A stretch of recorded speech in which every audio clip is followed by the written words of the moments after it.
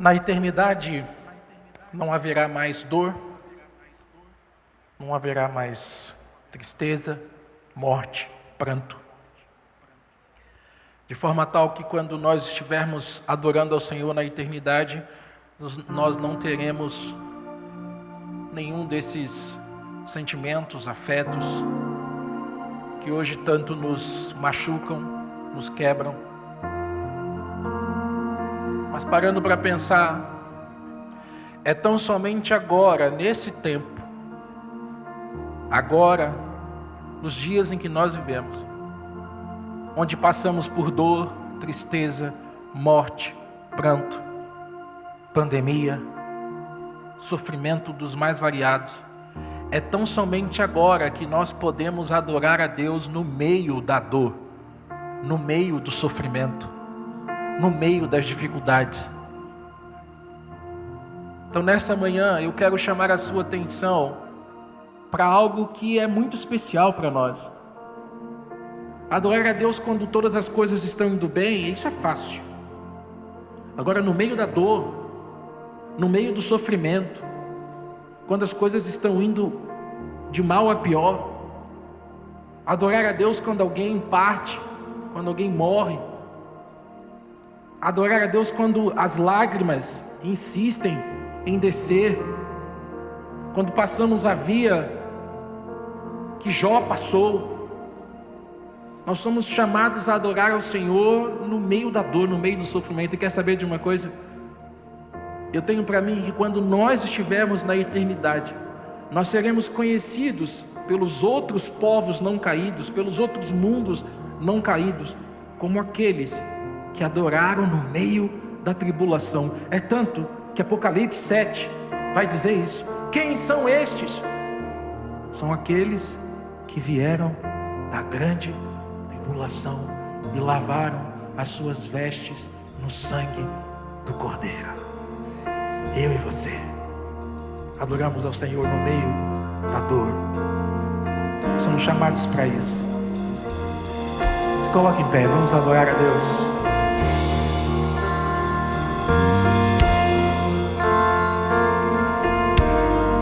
Diga comigo: preciso me entregar, Senhor.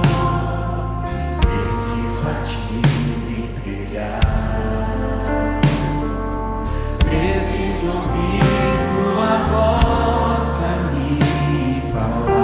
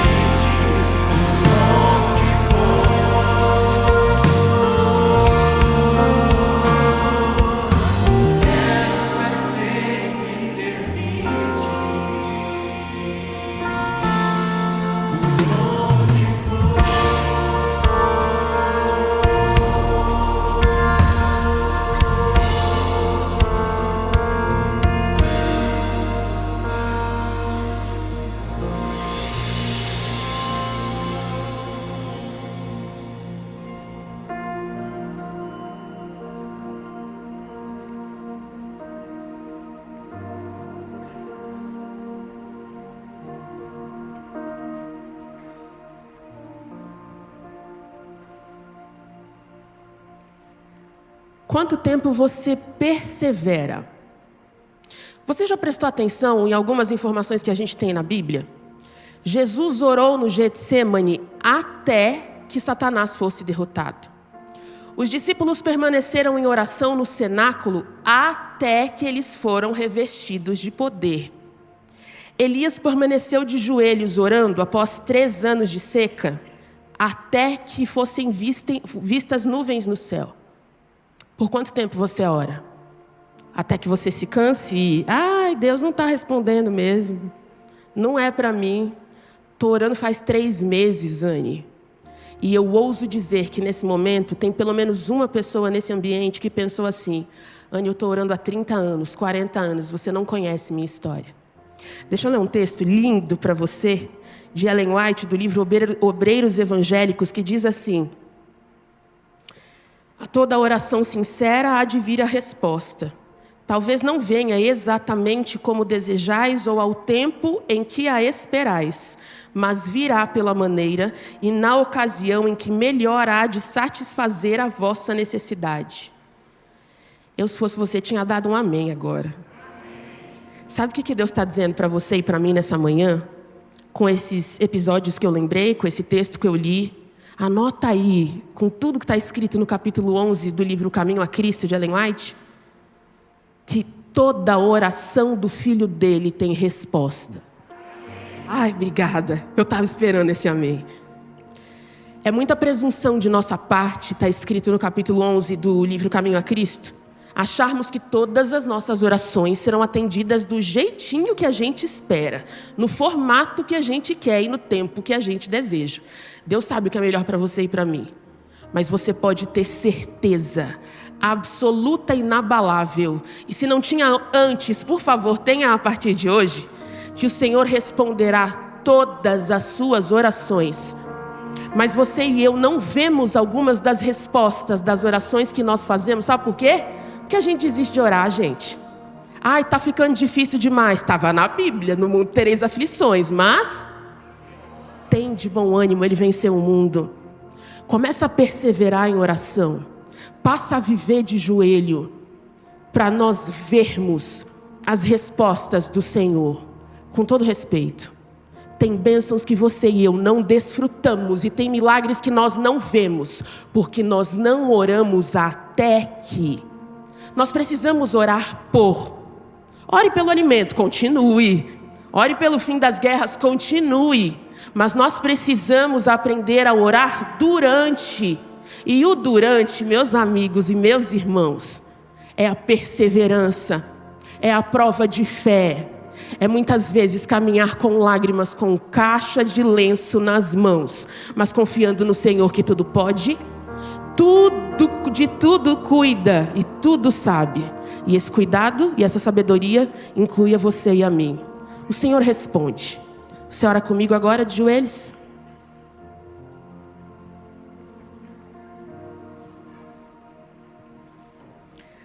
Querido Deus, nós estamos de joelhos, Pai, na Tua presença. Nós clamamos para que o Senhor nos ouça com perdão dos nossos pecados, em nome de Jesus.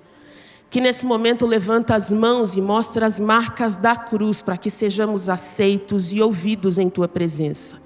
Senhor, a gente chega na sala do trono hoje para um pedido específico, para que o Senhor nos ajude a perseverarmos em oração até que tenhamos a Tua resposta, até que vejamos o Teu agir, para os pedidos que temos apresentados a Ti. Não com a petulância, com a arrogância de que virá tudo no formato que a gente deseja, mas com a certeza de que a Tua infinita graça, sabedoria, poder, amor vão nos responder da forma maravilhosa e ideal que nós precisamos. Concede-nos fé, Pai, para continuarmos a orar. Alguns aqui têm orado há anos por pedidos que, ao nosso ver, não está mudando uma vírgula, não está andando 1 centímetro. Mas, Senhor, fortalece os nossos braços, fortalece os nossos joelhos, mantenha-nos firmes em Ti.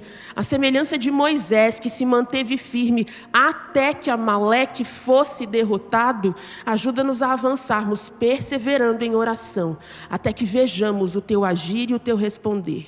Continua conosco, por favor, em toda essa adoração, que somente o Teu nome seja realmente adorado e exaltado. Isso te pedimos e agradecemos, com perdão dos nossos pecados, em nome e pelo amor de Jesus. Amém.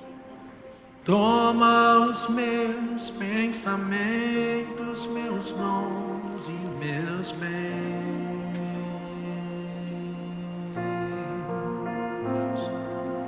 Toma o meu coração e tudo que ele tem.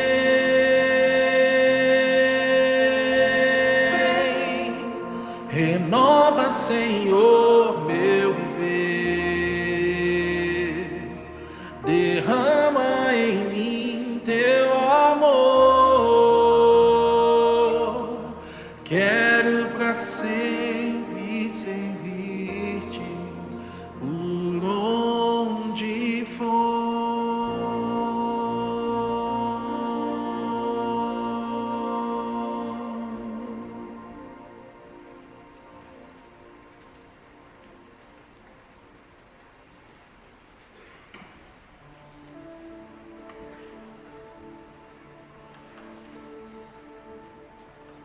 Essa semana, a minha esposa e minha filha separaram uma bolsinha para separar as moedas e as notas para trazer de ofertinha para a Sementinha, a escola sabatina da Nova Semente. E entre papo vai, papo vem, minha esposa foi para outro cômodo, eu sentei com a minha filha depois que ela já tinha guardado e ela me perguntou: por que a gente entrega ofertinha? A gente respira fundo, ela está naquela fase que são muitos porquês, ela tem 2 anos e meio. E eu falei, o que eu responder aqui agora vai fazer diferença para a vida dela. Eu falei, a gente devolve um dinheirinho que é de Deus. E ela nem me deixou pegar fôlego, ela já perguntou, a gente pegou? Aí eu expliquei, eu falei, não, filha, tudo que a gente tem é de Deus. O trabalho do papai, a nossa casa, a nossa comida, tudo vem dele. E a gente devolve um pouquinho em oferta, em forma de agradecimento. Talvez eu não fosse a melhor pessoa para estar falando sobre fidelidade aqui agora, mas essa semana eu tive uma lição muito especial. Depois que eu tive essa conversa com ela, eu fiquei pensando sobre a oferta. E eu fui procurar alguns textos e entender um pouquinho mais. E eu vou ler um pouquinho para vocês. Existem 3 mentiras básicas que prejudicam o nosso entendimento sobre dízimos e ofertas, nos tornando assim avarentos e, portanto, desobedientes. Cada pessoa é dona do que possui. A vida do homem consiste na abundância de bens que ele possui.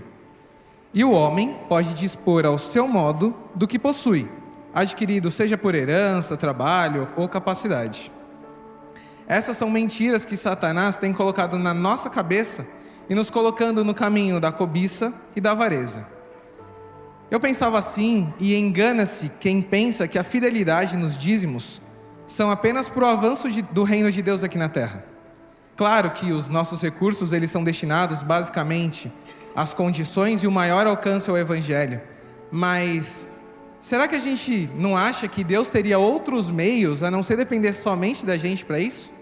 Cada igreja podia ter um terreno, plantar frutas, verduras, hortaliças, ter empresas e, de acordo com esse rendimento, prover isso para o avanço da obra da casa de Deus. A gente entende que os dízimos e as ofertas elas servem para tirar o egoísmo do nosso coração e nos ajudam a colocar nossa confiança não no dinheiro, não nas nossas forças, mas em Deus. Como resultado desse relacionamento de confiança, teremos sabedoria para aceitar 3 verdades. Tudo pertence ao Senhor e eu sou apenas mordomo ou gestor do que Ele permite. A vida do homem não consiste no que ele possui, mas no valor da oferta do céu pelo ser humano, na pessoa de Jesus. Como mordomo do Senhor, seguiremos a ordem de trazer 10% do que a gente ganha como dízimo e uma porcentagem voluntária da oferta. Além disso, de forma consciente, aquilo que ainda fica, usar com cuidado, aquilo que fica sobre a nossa gestão. O texto bíblico, ser fiel no pouco e no muito te colocarei, às vezes ele é interpretado e direcionado por muitos para uma teologia da prosperidade. Pensando dessa forma, ele ganha um novo sentido. Se forem fiéis no pouco que te pedi, abrirei os seus olhos para entender o muito que eu te dou e que eu ainda posso te dar. Se hoje a gente trabalha, é porque é bênção de Deus. Se a gente tem amigo, família, uma comunidade para compartilhar alguns momentos de felicidade, é porque Ele nos permitiu. Se a gente respira, se a gente contempla a natureza ou até um simples passarinho, é tudo por intermédio dele. Nesse momento, os diáconos eles vão passar com as salvas. E se você não estiver preparado, vai ter um Pix. Ali tem a nossa chave Pix para que você possa contribuir. Para você que está nos assistindo pelas redes sociais, vai aparecer um QR Code para que você possa contribuir também com a nossa comunidade. O e-mail, que é a nossa chave Pix, ele serve para você enviar o seu comprovante e o direcionamento, se é uma oferta ou se é um dízimo.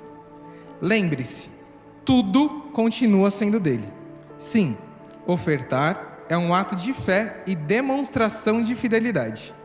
Façamos isso em adoração.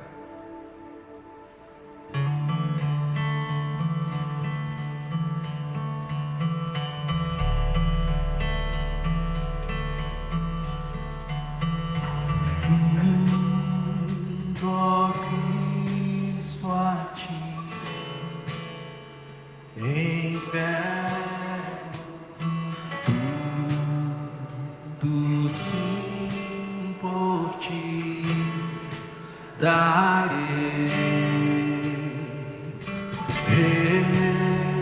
Resoluto mais submisso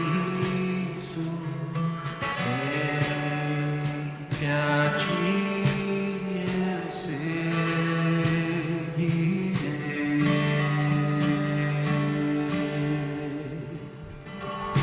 Tudo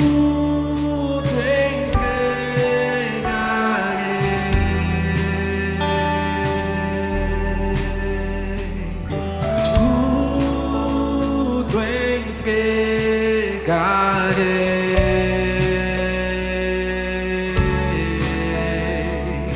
sim, por ti, Jesus bendito, tudo deixarei.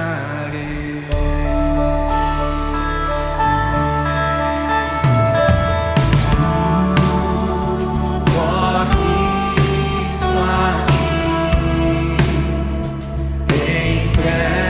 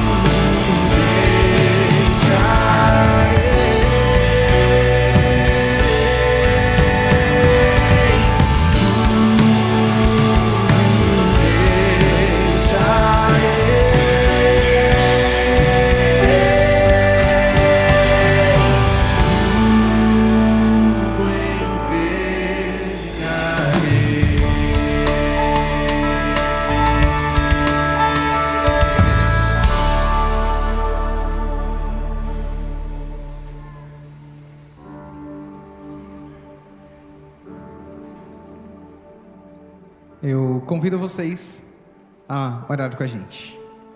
Senhor Deus, a gente te agradece pela oportunidade de te servir. Que as nossas ofertas e que os nossos dízimos potencializem a pregação do Evangelho ao mundo, para que logo o Senhor volte para nos buscar, ó Deus.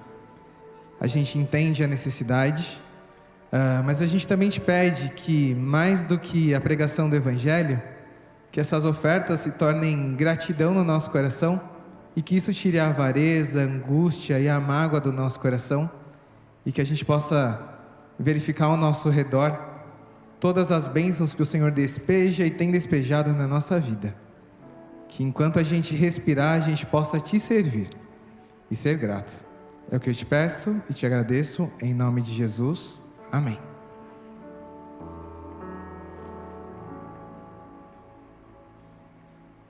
No começo já falamos e agora reforçamos. Por que cantamos?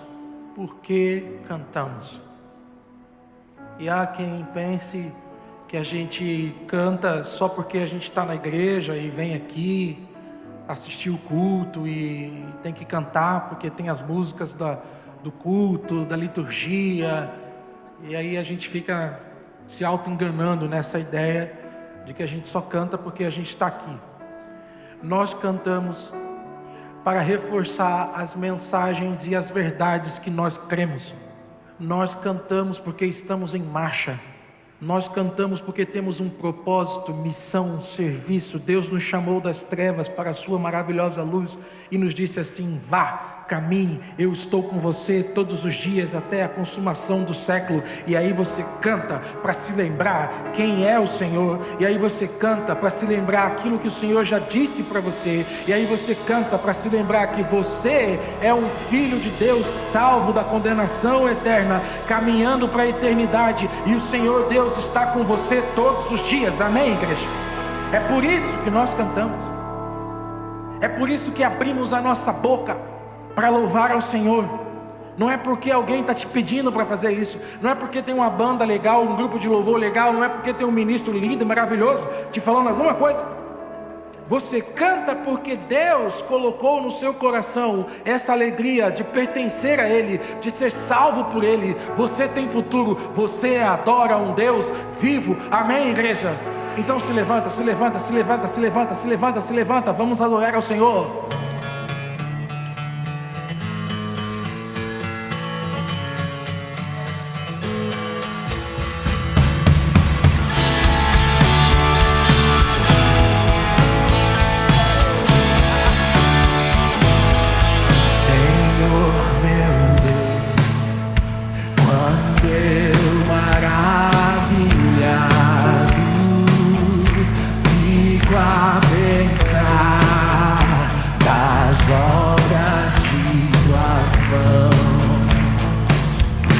Estrelas que assim te largo espaço de teu poder em manifestação. Então minha alma canta-te, Senhor. Quão grande és tu, quão grande és tu. Então minha alma canta-te, Senhor. Quão grande és tu, quão grande és tu.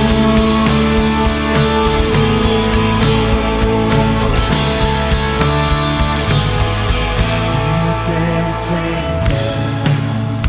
que sem poupar teu filho o enviaste pra morrer por mim,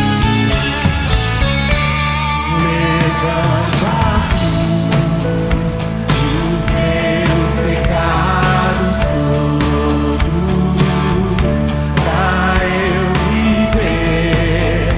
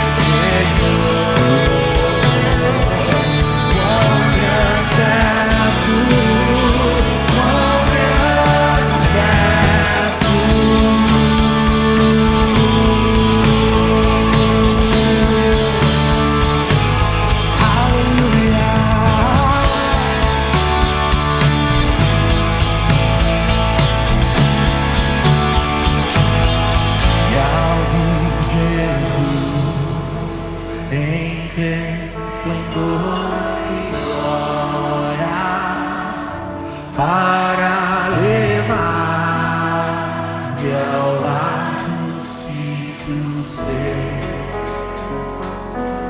Prostrar-me-ei em gratidão infinita,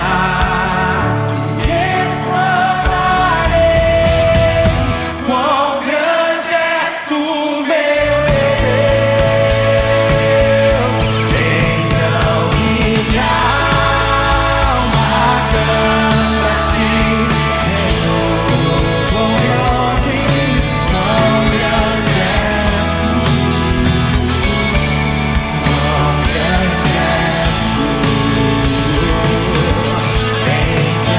minha alma canta a ti, Senhor. Quão grande és tu, quão grande és tu. Então minha alma canta a ti, Senhor. Quão grande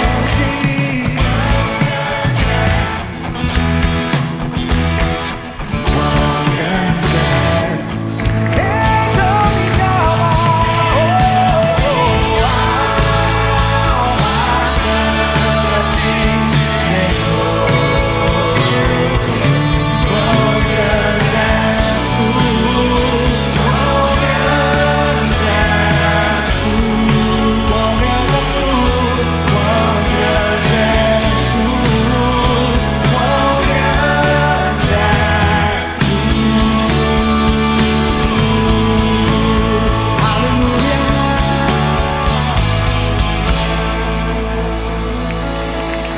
Aleluia. Deus é bom. Nós o adoramos. Não porque nós tenhamos alguma coisa, sabe, de interessante para oferecer para Ele, mas porque Ele ofereceu a si mesmo por nós. É muito importante que nós tenhamos isso em nossa mente. Diante de nós, uma visão correta de quem é Deus. Ele é santo, poderoso. Nós somos pecadores, finitos. Ele é o Deus eterno. Diante do eterno, o que você faz? O que faremos diante do Senhor? O que podemos fazer diante do Senhor? A não ser adorá-lo, servi-lo por quem Ele é. Deus é bom, Deus é poderoso. Louvado seja o seu nome para sempre. Glória a Deus, igreja. Deus de Israel, Cristo Jesus, habita em mim, Espírito. Deus de Israel, o Deus de Israel, Cristo Jesus, habita em mim, Espírito. Grande é o teu nome, ó Deus de Israel, pois tu criaste a terra e o céu. Hoje tua glória invade meu ser. Aleluia, aleluia,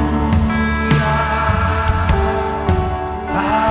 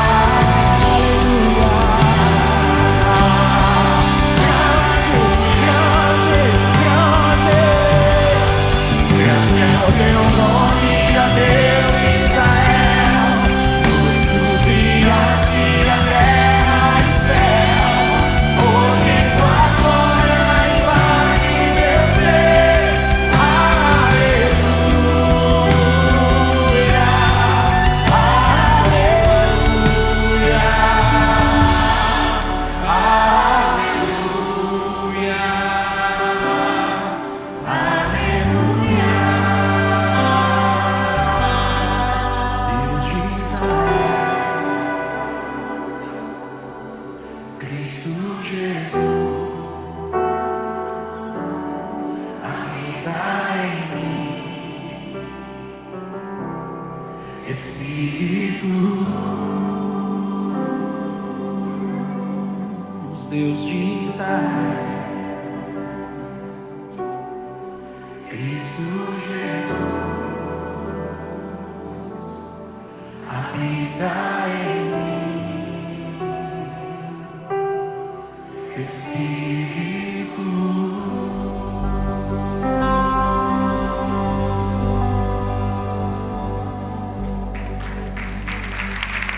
aleluia, aleluia. Pai, te revela a nós, Senhor, pela tua glória, Senhor. Te revela neste lugar, Pai, pela tua palavra. Que possamos contemplar, Senhor, a tua grandeza, a tua cruz, a tua salvação, a tua justiça, o teu poder. Inunda esse lugar, Senhor, nessa manhã, com teu Espírito, com a tua palavra. Faz-nos ver, Senhor, quem és tu.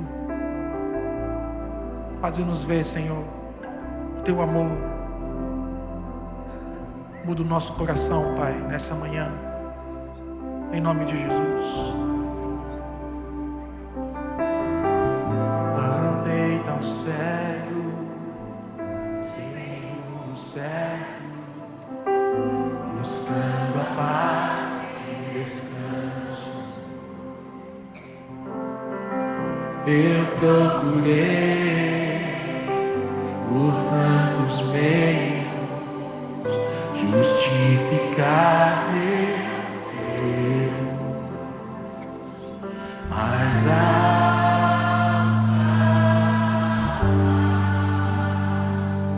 meus olhos abri,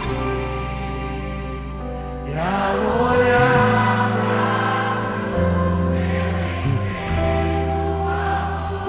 derramado ali por mim,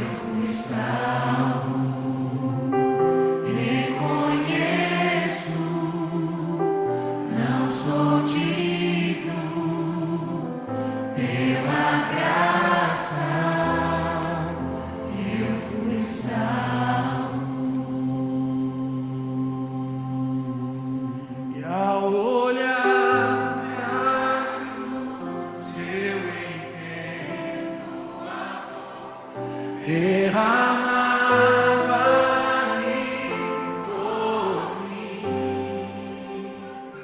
sacrifício de sangue por um pecador, não sou merecedor, tua graça me alcançou.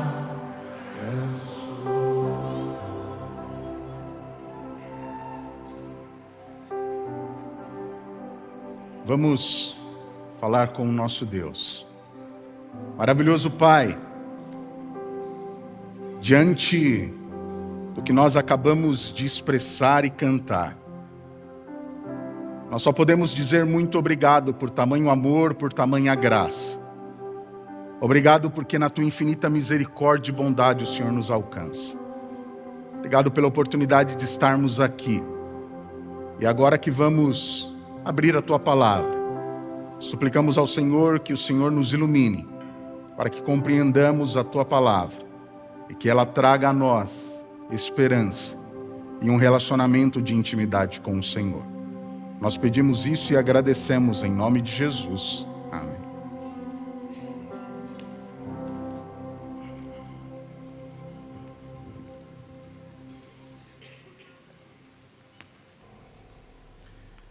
Um bom dia a todos vocês.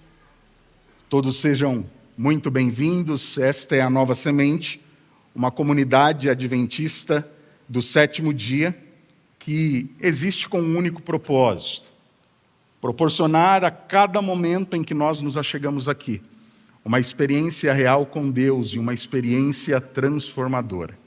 Que, ao estarmos juntos aqui nesse dia, que Deus possa nos abençoar para que isso aconteça de fato e de verdade. Você tem aí diante de você, nas nossas cadeiras, você tem um QR Code, e eu gostaria de sugerir que você, em algum momento, você pudesse aí então conectar, acessar, e você terá acesso ao link que você terá disponibilizado as fotos aqui das nossas reuniões, e você pode, quem sabe, ali procurar a sua foto. Você também terá acesso a outros canais, como, por exemplo, para que você possa dizimar, ofertar. Mas eu quero ressaltar aqui uma questão que o pastor Igor avisou aqui, nos comunicou. No próximo sábado, dia 6 de maio, nós iniciaremos uma classe bíblica presencial aqui na Nova Semente. E se você conhece alguém que tem o desejo de estudar a Bíblia, ou se você quer estudar a Bíblia, e porventura, como outras pessoas já fizeram, preparar-se para o batismo, você pode então fazer a sua inscrição, e no próximo sábado, a partir das 16h30, nós iniciaremos então essa classe. E para você que nos acompanha pela internet, nós pedimos que você compartilhe essa mensagem, se inscreva no nosso canal do YouTube, Adventistas Nova Semente, e assim nós estaremos propagando uma mensagem de esperança para todas aquelas pessoas que nós temos no nosso raio de ação. E se você tiver a oportunidade, venha participar conosco em um sábado. Nós estamos localizados na Rua Cubatão, número 77, aqui no bairro do Paraíso, zona central de São Paulo. Para aqueles que estiveram aqui na semana passada, o pastor Igor trouxe uma mensagem para nós, e essa mensagem foi baseada no Salmo de número 23. E hoje nós vamos estudar também um outro salmo. E nós aprendemos aqui na semana passada algo muito especial, de que Deus está presente comigo e com você a todo instante e momento, e que Deus nunca nos abandona, Ele nunca nos deixa. E isso, não sei para você, mas para mim, trouxe um alento, um conforto muito grande. Saber que Deus nunca falta. A humanidade, ao longo de todo o tempo, ela tem alguns grandes questionamentos, algumas perguntas que, como muitos dizem, martelam a nossa mente. 3 dessas grandes perguntas, ao longo do tempo, têm sido os filósofos, os grandes pensadores, e por que não dizer também os teólogos, procuram responder. Primeira dessas perguntas, de onde eu vim? A segunda delas, por que estou aqui? E a terceira, para onde eu vou? E dependendo da cosmovisão, dos pressupostos que eu e você temos, dependendo das lentes pelas quais eu e você enxergamos o mundo, nós podemos dar infindas e variadas respostas para cada uma dessas perguntas. Mas quando nós procuramos ter uma cosmovisão bíblica, uma cosmovisão cristã, nós podemos dizer que, de um modo bastante simples e direto, nós conseguimos responder a esses questionamentos de um modo bastante simples e objetivo. Por exemplo, de onde eu vim, Gênesis 1, 26 e 27 diz que Deus criou o homem e a mulher à sua imagem e semelhança. Portanto, a nossa origem é Deus. Fomos criados à imagem e semelhança dele. Por que eu estou aqui? Isaías 43, 7, no Antigo Testamento, Deus diz que Ele criou, e aquele que Ele os criou, Ele criou para a sua glória.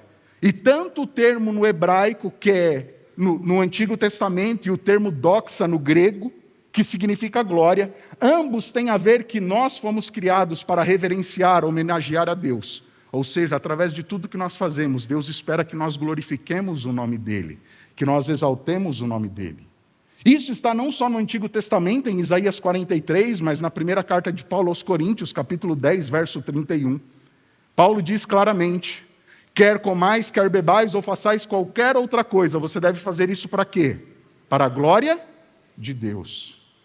E a última pergunta: para onde eu vou? E aí nós teríamos uma infinidade de textos bíblicos que respondem isso para mim e para você. Mas a que eu mais gosto, e eu já citei aqui, é a de João 14, de 1 a 3. Onde Deus diz: Anderson, não se angustie, não fique com o coração apertado. Creia em Deus, mas creia também em mim. Na casa de meu pai há muitas moradas, se assim não fosse, eu teria dito isso para você. Porque, Anderson, eu estou indo preparar um lugar.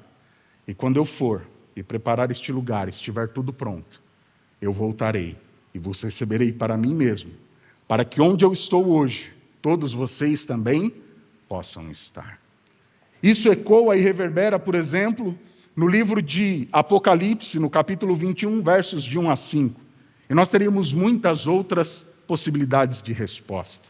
Mas talvez nós pudéssemos enquadrar uma quarta grande pergunta aqui. Se nós fomos criados por um Deus bom, como é que nós lidamos com a questão do sofrimento? Como é que nós vivemos em um mundo onde nós vemos atrocidades cometidas por seres humanos que foram criados à imagem e semelhança de Deus? Mas o intuito do estudo nessa manhã não é eu e você respondermos qual é a resposta disso. Biblicamente, nós sabemos que o sofrimento ele é oriundo, ele provém do pecado. A partir do momento em que o pecado entra no mundo, se manifesta, toda a humanidade passa a sofrer, passa a arcar com as consequências do pecado, dor, angústia, traição, mentira. E tudo isso causa naqueles que são afetados por isso aquilo que nós chamamos de sofrimento. E nessa manhã nós vamos pensar um pouquinho sobre essa pergunta. A perspectiva que eu gostaria de ter com vocês é de como agir em meio ao sofrimento. E o sofrimento é algo que é inerente a toda a humanidade. Alguém aqui nunca sofreu por algum motivo? Há alguém aqui? Quem aqui já sofreu? Por gentileza. Todos nós. Em maior ou menor grau, já sofremos. E se não sofremos, ainda sofreremos. Sendo assim, como é que eu e você podemos lidar com o sofrimento? Antes de irmos ao texto bíblico, eu gostei muito dessa definição. Esse é um livro bastante interessante, não é um livro de leitura livre, é um livro de consulta. São quase 900 páginas. E aí nós temos uma definição de sofrimento. E o Dr. Johnson diz o seguinte: sofrimento em geral é definido como um estado de dor ou angústia consciente, normalmente envolvendo uma emoção negativa e gerado por adversidade. Contudo, o sofrimento varia de modo considerável. Existe um contínuo que vai de leve a intenso. Quando suficientemente intenso a ponto de causar dano ao indivíduo, é denominado trauma. Quando se estende por longo prazo, é chamado crônico. Quando grave, mas episódico, poderia ser chamado de catastrófico. E aqui eu e você então temos uma definição daquilo que é sofrimento. E como eu disse para vocês, o objetivo é estudarmos como é que eu e você lidamos com o sofrimento. se o sofrimento é algo real a toda a humanidade, independe que você seja negro ou branco, rico ou pobre, alto ou baixo, o sofrimento atinge a todos de igual modo. E se eu e você estamos suscetíveis a sofrermos neste mundo, e se por acaso alguém aqui está sofrendo, ou se o sofrimento vier a mim e a sua vida, como é que eu e você podemos agir em meio a tudo isso? E pela graça de Deus, nós vamos, nessa manhã, como eu disse, estudar um salmo e procurar, na palavra de Deus, encontrar uma orientação concernente a isso. O livro dos Salmos, como você bem sabe, ele é uma coletânea de 150 capítulos de cânticos, louvores, que eram utilizados pelo povo de Israel. Eu gosto muito de Calvino, quando analisa os Salmos, ele diz que quando nós lemos os Salmos, é como se nós olhássemos num espelho, porque ali nós encontramos todas as emoções de nós seres humanos. Você tem momentos em que o salmista louva, está alegre e agradece a Deus, mas tem momentos em que ele questiona, ele chora, ele lamenta, ele muitas vezes amaldiçoa. E Calvino diz que é como se nós estivéssemos olhando num espelho ao ler os Salmos. Lutero diz que o livro dos Salmos ele é tão importante que, de acordo com Lutero, os Salmos são a Bíblia em miniatura. Ao ler os 150 capítulos, nós encontramos como que um resumo da Bíblia. Já um outro teólogo alemão chamado Johannes Arne, ele diz que aquilo que o coração é para o homem, os Salmos são para a Bíblia. Ou seja, um órgão vital e que contém uma mensagem muito importante para todos nós. Há vários tipos de salmos. Há salmos que exaltam e falam da natureza, existem os salmos históricos e nacionais, existem salmos didáticos, mas também existem salmos penitenciais, salmos de maldição ou de imprecação. Mas existe um grande número de salmos que são salmos de oração, adoração, louvor, e existem aqueles que são os salmos de romagem ou os salmos de peregrinação. Mas nesta manhã, como eu adiantei para vocês, nós vamos estudar juntos um salmo de lamento. Eu gostaria de convidá-la a abrir a sua Bíblia, livro dos Salmos, o capítulo de número 88. Este é um salmo de lamento. E é interessante que na Bíblia o lamento, ele é de certa forma, ele é estimulado por Deus. Deus, quando lemos a Bíblia, nós percebemos que Deus nos orienta a lamentarmos. Isso é tão real que nós temos um livro na Bíblia chamado Lamentações de Jeremias, onde nós encontramos o lamento daquele profeta. E qual é a virtude do lamento de acordo com o relato bíblico? O que nós podemos extrair disso? Primeira questão, o lamento ele é ativo e dialógico, e não passivo e privado. Quando nós lamentamos diante de Deus, nós estamos se expondo e colocando diante de Deus, não porque Ele não saiba, mas nós estamos expressando e dizendo para Deus aquilo que se passa conosco. Nós estamos tendo um diálogo com Ele.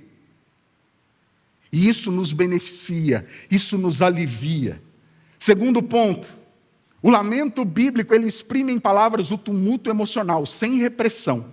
E quando nós começamos a articular e colocar essas questões diante de Deus, nós vamos ali coordenando e ordenando aquilo que vai na nossa mente e no nosso coração, e colocando diante daquele que eu e você entendemos que tudo pode, e que pode nos ajudar naquele momento.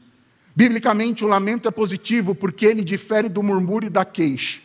Quando nós lamentamos e nos colocamos diante de Deus, e colocamos aquilo que nos aflige, o que nos causa dor e sofrimento diante de Deus, nós não estamos nos concentrando no problema, no que causa dor e sofrimento, mas estamos nos concentrando em Deus, porque nós enxergamos e entendemos que nele a resposta, a solução, Ele é aquele que pode curar as nossas feridas, sanar o nosso sofrimento e a nossa dor. E se Ele não tirar de vez o sofrimento e a dor de nossa vida, Ele pode amenizar e nos fazer continuar caminhando com a certeza de que em breve nos encontraremos com Ele e o sofrimento acabará para sempre. Um quarto motivo pelo qual o lamento bíblico é importante é porque ele nos faz perceber que Deus nos ama. Deus sabe o que eu e você enfrentamos. Ele ouve e Ele sente aquilo que eu e você sentimos. Deus é empático para com o meu e o seu sofrimento. Lembra-se do que Paulo escreveu aos Hebreus, muito provavelmente? Nós temos alguém que está diante de Deus, alguém que se compadece, porque Ele se fez carne, de acordo com João 1, viveu e trilhou as dores que eu e você enfrentamos aqui no mundo. Portanto, não só por ser o nosso Criador, mas por ter vivido aqui como homem, enfrentado as dores em um mundo de pecado, Ele pode nos socorrer em tempo e em ocasião oportuna. Lamentar é fazer algo em relação às nossas lutas, é compartilhá-las com o nosso Deus e amigo, aquele que é a fonte do nosso bem-estar. Eis aí então um grande benefício que nós temos de lamentarmos diante de Deus. Passemos então à leitura do Salmo 88, verso 1. Ó Senhor, Deus da minha salvação, dia e noite clamo diante de ti. Chegue à tua presença a minha oração e inclina os ouvidos ao meu clamor. Pois a minha alma está farta de males e a minha vida já se abeira da morte. Sou contado com os que baixam a cova. Sou como um homem sem força atirado entre os mortos. Como os feridos de morte que jazem na sepultura, dos quais já não te lembras. São desamparados de tuas mãos. Verso 6. Puseste-me na mais profunda cova, nos lugares tenebrosos, nos abismos. Sobre mim pesa a tua ira. Tu me abates com todas as tuas ondas. Apartaste de mim os meus conhecidos e me fizeste objeto de abominação para com eles. Eu estou preso e não vejo como sair. Os meus olhos desfalecem de aflição. Dia após dia venho clamando a ti, Senhor, e te levanto as minhas mãos. Mostrarás tu prodígio aos mortos, ou os finados se levantarão para te louvar? Será referida a tua bondade na sepultura, a tua fidelidade nos abismos? Acaso nas trevas se manifestam as tuas maravilhas e a tua justiça na terra do esquecimento? Verso 13. Mas eu, Senhor, clamo a ti por socorro, e antemanhã já se antecipa diante de ti a minha oração. Porque rejeitas, Senhor, a minha alma e ocultas de mim o teu rosto. Ando aflito e prestes a expirar desde moço. Sob o peso dos teus terrores estou desorientado. Verso 16. Por sobre mim passaram as tuas iras e os teus terrores deram cabo de mim. Eles me rodeiam como água de contínuo. Há um tempo me circundam. Para longe de mim afastaste, amigo e companheiro, e os meus conhecidos são trevas. Aqui nós temos um salmo que foi escrito por Emã. Maiormente os salmos foram escritos por Davi, pelo menos 73 salmos são atribuídos a ele. Mas antes de nós comentarmos o salmo propriamente dito, é importante que eu e você tenhamos algumas coisas em mente. Quem foi Emã? Se nós voltássemos ao livro de 1 Reis, capítulo 4, os versos 30 e 31, nós vamos ver que naquele trecho está falando da sabedoria de Salomão. E que Salomão era um homem extremamente sábio, o mais sábio que já existiu sobre a face da terra. E quando fala da sabedoria de Salomão, que tinha se tornado conhecida em todo o mundo, é dito que Salomão era mais sábio que alguns homens, Etã e Emã. E ele cita também mais uma outra pessoa. Portanto, pense você, se Salomão era o homem mais sábio, quando se usa como balizador e comparativo a alguém, um dos homens a quem a sabedoria de Salomão sobrepujava era a sabedoria de Emã. Primeira característica de Emã: Emã era um homem extremamente sábio. Se você for ao primeiro livro das Crônicas, capítulo 6, versos 31 a 39, ou primeiro livro das Crônicas, capítulo 25, versículo 5, você perceberá que Emã, ele era um levita, mas ele também era o chefe dos cantores. Ele não era apenas sábio, mas ele era um levita e era um cantor. 1 Crônicas 25 também diz para mim e para você que Emã era um vidente. E quando nós vamos a 1 Samuel capítulo 9, diz que vidente era o profeta, ou seja, Emã era um porta-voz de Deus. Era um homem chamado por Deus para trabalhar na casa e na causa de Deus. E naturalmente, quando lemos o Salmo de número 88, obviamente nós entendemos que Emã era um escritor. Ele era sábio, ele era um vidente, um profeta, ele era um levita, ele era um cantor e ele também era um escritor. E, consequentemente, quando lemos o Salmo, chegamos à conclusão de que Emã era um homem temente a Deus.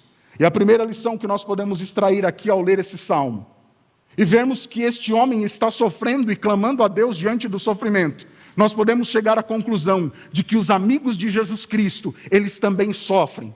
E nós poderíamos dizer mais ainda, os amigos de Jesus Cristo, por viverem em um mundo de pecado, eles sofrem, adoecem e infelizmente morrem, por consequência do pecado. Emã era um homem totalmente temente a Deus, mas ele passa por este tipo de sofrimento. E quando nós relembramos aqui nos versos 1 e 2, Emã começa afirmando que Deus é o seu Salvador. E talvez seja essa a única nota de esperança e o ponto de luz e positivo que nós encontramos neste salmo. Este capítulo é tido por muitos especialistas como o salmo mais triste que existe dentre os 150. Nos salmos de lamento, normalmente existe um ponto de virada. Da metade para o final, o cenário muda. A tristeza ela é envolta de alegria, de agradecimento e gratidão a Deus. Mas você prestou atenção? Esse salmo não termina assim. E logo que Emã começa o salmo, ele começa dizendo: Senhor, o Senhor é o meu Salvador, mas eu te faço um pedido, que a minha oração chegue diante do Senhor. E queridos, por que Emã pede isso? Eu não sei se você já orou e clamou a Deus em algum momento da sua vida, mas parece que você clama, ora e pede, e parece que Deus está silente, parece que Deus está ausente. E o pedido de Emã no início desse salmo é: Senhor, por favor, escuta a minha oração, atende o meu clamor. E aqui, queridos, nós encontramos o marcador deste capítulo, que é justamente o verbo, a expressão clamar. Essa expressão aparece por 4 vezes nesse capítulo. E logo depois que Emã faz o pedido, que Deus o ouça, que Deus o escute, Emã começa a descrever o seu sofrimento. No verso 3 ele diz: olha, Senhor, a minha alma está saturada, ele usa a expressão farta de males, e a minha vida está perto da morte. E ele usa uma expressão que para nós não faz muito sentido. Ele diz: Senhor, eu sou deixado à beira do caminho, como que alguém que é abandonado à morte. Se você tiver curiosidade, leia na sua casa o livro de 1 Samuel, capítulo 30. Você vai perceber que ali os amalequitas atacam a cidade de Zicagle e levam esposas e filhos de Davi embora. E no versículo 13 nos diz, a partir do verso 11, que os soldados de Davi, quando chegam, encontram um jovem ferido. Eles dão alimento, dão água para aquele jovem. E no versículo 13, quando é recobrado as forças daquele homem, Davi pergunta para ele: quem é você? Ele diz: olha, eu sou o servo do meu senhor, mas como eu adoeci, eles me abandonaram aqui. Um soldado ferido ou alguém doente em guerra não tinha valor algum, ele era abandonado. E quando Emã ora a Deus, ele clama a Deus em meio ao sofrimento, ele diz: Senhor, eu estou como que esquecido diante do Senhor, o Senhor me abandonou aqui. Eu estou atirado entre os mortos. Emã, melhor dizendo, ele coloca o seu pedido diante de Deus: por favor, escuta a minha oração, atenta para o meu sofrimento. E depois ele começa, a partir do versículo 6, a, na perspectiva dele, dizer quem é que fazia o sofrer. E ele atribui o seu sofrimento a Deus. Ele diz: o Senhor me pôs na cova mais profunda, sobre mim pesa a tua ira, o Senhor afastou de mim os meus conhecidos. Eu estou preso e não consigo sair. Mas veja novamente no versículo 9, assim como nos versículos 1 e 2. No verso 9 ele diz: os meus olhos desfalecem de aflição, mas independente disso, dia após dia, eu venho clamando a ti, Senhor. Eu não sei se existe alguém aqui que está sofrendo. E talvez, assim como Emã, você perceba e pense que Deus está indiferente ao seu sofrimento ou ao meu sofrimento. Mas o que nós podemos aprender com Emã é que, independente do sofrimento, o que Deus espera de mim e de você é que nós continuemos clamando e confiando. Que nós continuemos orando. Porque quando em meio ao sofrimento nós oramos e clamamos a Deus, Deus vai trabalhando no nosso coração, na nossa mente. E na maioria das vezes, se eu e você permitirmos e confiarmos de fato e de verdade, Ele coloca no nosso coração, no nosso ser, aquilo que Paulo diz ser uma paz que excede a todo o entendimento. A partir do versículo 10, Emã ele começa a argumentar com Deus. E Emã faz alguns questionamentos interessantes a Deus. E eu espero que você esteja acompanhando. Primeiro ele pede: Senhor, me escuta. Depois ele descreve o sofrimento dele para Deus. E interessante que Isaías 1,18, na versão A Mensagem, Eugene Peterson coloca que Deus diz assim para mim e para você: venham aqui, vamos discutir esse assunto. E é justamente o que Emã está fazendo com Deus na sua oração. E no versículo 10 ele pergunta: se eu morrer por acaso, os mortos podem te louvar, Senhor? Há alguma vantagem nisso? Será referida a tua bondade na sepultura? Eu vou poder testemunhar de tudo aquilo que o Senhor faz por mim, do que o Senhor já fez? No versículo 11 ele diz, no final: a tua fidelidade vai ser proclamada nos abismos. Por acaso, quando a vida de uma pessoa cessa, ela pode anunciar as tuas maravilhas, a tua justiça, ela é proclamada no cemitério, na terra do esquecimento. Emã está questionando a Deus e dizendo: Senhor, eu estou sofrendo, mas por favor, faz alguma coisa. Eu sou um servo teu, eu sou um levita, eu sou um cantor, eu exalto o teu nome, trabalho na tua causa e na tua casa. E o Senhor não vai fazer nada? O Senhor está indiferente? E pela quarta e última vez, no versículo 13, aparece a expressão que marca este capítulo: mas eu, Senhor, clamo a ti por socorro, e antemanhã já se antecipa diante de ti a minha oração. Emã diz: Senhor, independente de que eu continue sofrendo ou não, eu tomei uma decisão, eu tenho uma atitude que eu quero manter para o resto da minha vida, mesmo que o sofrimento vá até o final dela. Eu vou continuar clamando ao Senhor. Ele diz: antemanhã, o meu clamor, ele já se coloca diante do Senhor. Na madrugada, eu apresento o meu clamor ao Senhor. Talvez alguns estejam conjecturando e pensando: qual era o sofrimento de Emã? Era alguma coisa relacionada à saúde? Não sei. Era algum sofrimento de ordem financeira, relacional? Não sei. E quando eu olho para isso na perspectiva bíblica, eu penso que Deus está aqui trazendo para mim e para você o entendimento de que, independente de qual seja o meu e o seu sofrimento, já que nós não sabemos qual era o de Emã, é de que, independente da dor e sofrimento que tenhamos, nós podemos aprender com Emã. A nossa atitude deve ser: continue orando e clamando ao Senhor. Continue orando e clamando ao Senhor.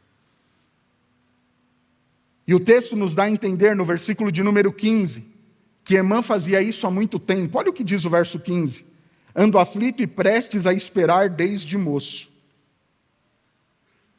Ele diz: olha, Senhor, desde a tenra idade, desde da minha juventude eu clamo ao Senhor. Na minha perspectiva e no meu entendimento, se Emã fosse jovem, não faria sentido ele dizer: olha, desde que eu sou jovem eu continuo clamando ao Senhor, se essa fosse a condição dele. O que o texto me faz entender é que Emã já era um homem idoso, um homem experiente. E ele diz: o meu sofrimento não é de pouco tempo, mas desde a minha mocidade eu estou sofrendo. Mas a minha decisão é de continuar clamando ao Senhor. Se você está sofrendo, se eu estamos sofrendo, a orientação de Deus para mim e para você é: mesmo que aparentemente a resposta não venha, Deus nos orienta a que nós continuemos clamando a Ele. Continue orando e clamando ao Senhor. Pastor, qual o desfecho desse salmo? Deus responde à oração de Emã, o sofrimento dele acaba. Eu não sei se acaba, porque o versículo 18 conclui: para longe de mim afastaste amigo e companheiro, e os meus conhecidos são as trevas. A partir do versículo 13, Emã repete tudo aquilo que ele já tinha dito nos versículos anteriores. E ele conclui dizendo: Senhor, até mesmo os meus amigos, e existe uma grande similaridade com Jó, até mesmo a minha esposa, aqueles que me são próximos, aqueles que comiam comigo, eles hoje estão longe. Eles não estão perto de mim, hoje eu só conheço a solidão e as trevas. No caso de Emã, como nós vimos, o sofrimento levava algum tempo. Mas muitas e muitas vezes a dor e o sofrimento nos abate e nos assola, nos atinge repentinamente. Dia 26 de janeiro de 2022, A esposa liga para o marido, melhor dizendo, o marido chega do trabalho, a esposa diz para ele o seguinte: olha, eu não estou me sentindo muito bem. O marido, conversando com a esposa, diz: mas o que você tem? Ela descreve um pouco ali o que ela estava sentindo. O marido fala: olha, vamos ao médico. Mas a esposa insistentemente diz: não vamos, não, deixa isso para lá. Vamos ver se eu melhoro. Se eu não melhorar, nós vamos ao médico. O dia transcorre, final da tarde, início da noite. Eles dormem, no dia seguinte o esposo vai para o seu trabalho. A esposa fica em casa com os seus filhos. Logo após o horário do almoço, o celular toca, o marido atende o telefone e a esposa liga e diz assim: olha, eu não estou bem, não estou legal. Nós vamos precisar ir ao médico hoje. E naturalmente o marido pergunta para a esposa: olha, mas você quer que eu vá embora agora, para que nós possamos ir ao médico? Ela diz: não, pode terminar aí o seu expediente, e no final do dia, quando você chegar, nós vamos ao médico. E é justamente isso que acontece. Dia 27, uma quinta-feira, o esposo chega em casa, ele se dirige então ao hospital. Chegam no hospital por volta de 17h15 da tarde. E a esposa então ali, todo aquele processo, passa com um médico, eles pedem alguns exames, e eles ficam aguardando ali, o tempo vai correndo, 18 horas, 19, 20, 21 horas. As crianças já impacientes ali. E eis que de repente então desce, vem uma pessoa e chama no corredor: olha, Elza, dona Elza. E aí nós nos levantamos e nos dirigimos então para conversar com aquela pessoa. Eu, a minha esposa, o Andrezinho com 8 anos e a Isa com 1 ano e pouquinho de vida. E eles dizem o seguinte: olha, a senhora vai ser internada agora e conduzida diretamente para a UTI. Mas por quê? O que eu tenho? A senhora tem um pneumotórax espontâneo, agudo, grave. E a senhora precisa ser conduzida para a UTI. Pneumotórax é quando o ar ele entra no peito, entra a pleura, ele sai do pulmão e entra no peito. E dependendo da gravidade disso, ele compromete o pulmão e pode conduzir a pessoa ao óbito. E naquele momento, sem entender muito bem, ela diz: olha, nós vamos trazer uma roupa para a senhora, para que a senhora se troque, então a senhora vai ter que subir, a senhora vai ter que ficar internada. Imagina você, uma bebê de 1 ano e 2, 3 meses de vida. A minha cabeça já começou. Centro de São Paulo, meus pais moram no ABC em Santo André. E ali tentando: Elza, calma, vai ficar tudo bem, calma. Eles trazem a roupa, nós somos conduzidos a uma sala, a um quarto. Eles dizem o seguinte: olha, por favor, se troque. O Andrezinho, que até aquele momento estava bem, quando vê a mãe tirando a roupa e colocando a roupa do hospital, ele desaba a chorar. E naquela hora, o que é que o pastor fala para o filho dele? O que é que você fala para alguém que você ama, que está sofrendo diante de você? E que por ser uma criança não tem nem o discernimento, a razão total do que é aquilo que está acontecendo. E naquele momento, a única coisa que eu pude fazer, que é aquilo que eu aprendi na palavra de Deus, e aprendi ao ler e estudar o Salmo 88, é clamar ao meu Deus, e dizer para Ele: olha, eu não tenho condições de seguir e tocar a minha vida se algo acontecer a ela. Como que eu vou cuidar dos meus filhos? Por favor, Senhor, acalma o coração do Andrezinho. Senhor, a Isabela ainda mama, como é que eu vou fazer para que essa criança durma essa noite? Como é que eu vou sair daqui de carro com uma criança de 1 ano dirigindo e ir para Santo André, na casa dos meus pais? Senhor, por favor, cuida desses médicos para que a Elza fique boa logo. Resumindo a história, a Elza é internada. Isso já era mais de 10, 11 horas da noite, ela amamenta a Isabela dorme. Eu saio do hospital, coloco o Andrezinho no banco de trás, a Isabela ali no Moisés, e falo: André, nós vamos para casa e vamos tentar ir para a casa da vovó em Santo André. Eu moro perto do Shopping Interlagos, Washington Luiz, chego em casa correndo, preparo um pouco de coisa. Já tinha ligado para minha mãe, meu pai estava trabalhando no interior de São Paulo na ocasião. Minha mãe diz: meu filho, pode vir, vem com cuidado. Quando nós estamos chegando antes um pouco do aeroporto, quem sabe 1,5 km, 2 antes, começa uma chuva muito forte. A Isabela começa a chorar muito.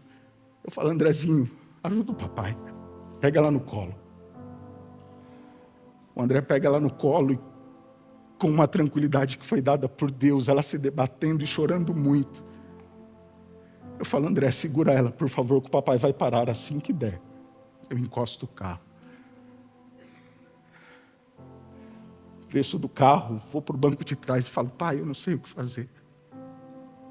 Eu não vou conseguir chegar em Santo André desse jeito. Essa chuva desse jeito. Ligo para minha mãe e falo: mãe, não vai dar. Faço o retorno, volto para casa, ela dorme novamente. Eu falo: não, eu vou. Tento isso por 2 vezes e volto para casa. Passamos a noite em casa. O fato é, queridos, que a Elza fica internada, faz o procedimento, fica ali 5, 6 dias internada, volta para casa. Está tudo bem, estamos felizes, louvamos e agradecemos a Deus. Mas menos de 1 semana depois, a Elza tem um novo pneumotórax e novamente é internada, conduzida à UTI. E o que você faz diante disso? Só resta clamar a Deus e dizer: pai, por favor, me socorre, me ajuda. O sofrimento de Emã durava por toda uma vida ou por um grande período dela. Mas talvez o sofrimento possa bater à minha porta hoje, a eu sair daqui e voltar para casa novamente. Eu e você não sabemos, porque vivemos em um mundo de pecado. Mas, queridos, o que Deus quer dizer para mim e para você nesta manhã é: filho, por favor, se o sofrimento bater à porta da tua casa, que está assistindo essa mensagem agora, Deus está te dizendo, independente da dor e do sofrimento, continue clamando. E por que continuar clamando? Porque Ele está voltando, e quando Ele voltar, o sofrimento acaba. Quando Ele voltar, Apocalipse 21 vai se cumprir, não haverá mais choro, nem pranto, nem clamor e nem dor. Todas as coisas serão passadas, e eu e você estaremos na presença do próprio Deus por toda a eternidade. O convite de Deus para mim e para você é: filho, continue clamando. Há um pensamento de C.S. Lewis que diz o seguinte: em nosso prazer Deus sussurra, em nossa consciência Deus fala, mas em nossa dor Deus grita. Porque muitas vezes a dor é o megafone de Deus para despertar um mundo que está surdo. Deus não tem o prazer no nosso sofrimento. Ele não é o criador do sofrimento. O inimigo tenta inculcar e incutir isso na minha e na sua mente. O sofrimento decorre do pecado. Mas Deus me ama tanto, Ele te ama tanto, Ele é tão bom para comigo e com você, nós valemos tanto para Ele, que Ele muitas vezes transforma o sofrimento e usa o sofrimento para ser uma bênção na minha e na sua vida. Acredite e creia nisso.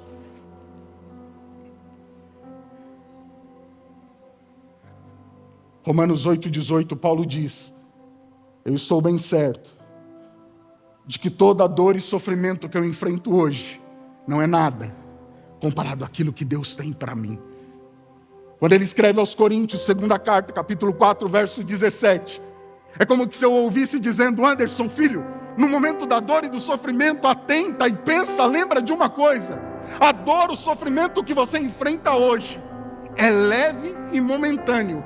E lembra de Emã, ele diz: desde a mocidade eu sofro, há muito tempo eu sofro. Mas Paulo diz: isso, a dor e o sofrimento nesse mundo é leve e momentâneo. Mas como assim? Paulo diz: a dor e o sofrimento que enfrentamos aqui é leve e momentâneo, quando comparado ao peso eterno de glória que Deus tem para mim e para você. É leve e momentâneo, quando comparado ao peso eterno de glória que Deus tem para mim e para você. Livro Desejado de Todas as Nações, página 471 diz: o sofrimento é infligido por Satanás, mas Deus predomina sobre ele, para fins misericordiosos. Eu não sei se você está sofrendo, se está doendo ou não. Mas o que eu e você podemos aprender com Emã, com o Salmo 88, é que independente do sofrimento, o que Deus espera de mim e de você é que nós continuemos clamando, que nós continuemos orando. Porque em breve Ele vem. E aí, toda dor e sofrimento cessarão. Que Deus nos abençoe.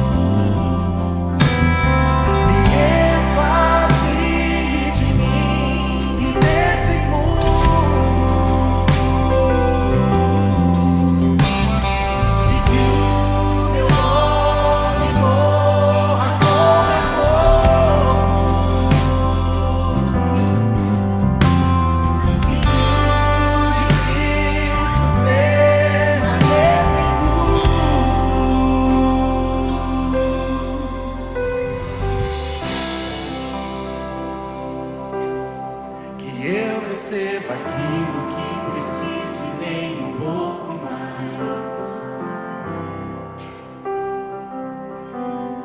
Me dê os bens que de imediato eu possa abandonar.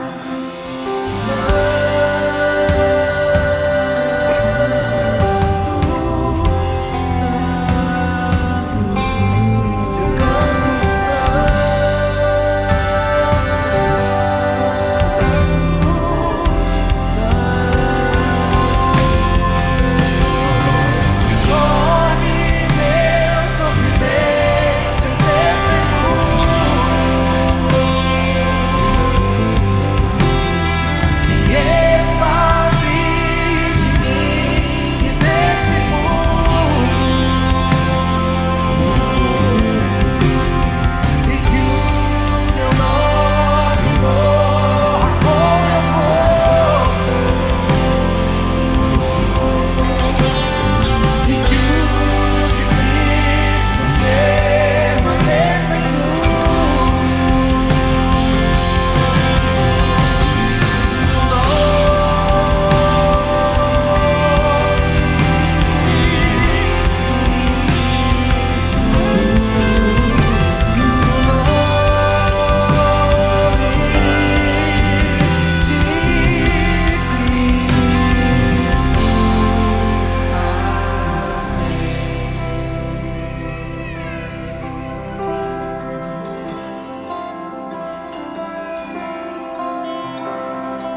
torne meu sofrimento em testemunho,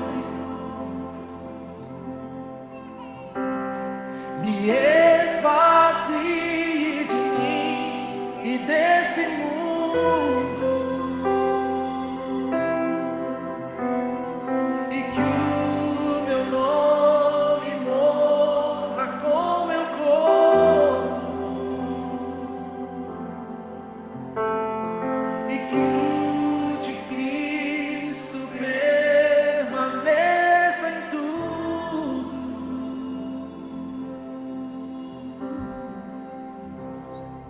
Por gentileza, coloque-se em pé, vamos orar. Maravilhoso Deus e Pai, nós queremos agradecer ao Senhor porque temos acesso à Tua Palavra. E quando, bom Deus e Pai, com contrição, nós nos colocamos diante de Tua Palavra, e quando a abrimos, começamos, Pai, a ler, a estudar a Tua Palavra, nós temos o privilégio, a oportunidade de ouvir o Senhor falando conosco. E ao ler a Bíblia Sagrada, nós encontramos relatos de homens e mulheres como nós, que enfrentaram problemas, dificuldades, a dor e o sofrimento, por viverem um mundo de pecado como nós vivemos.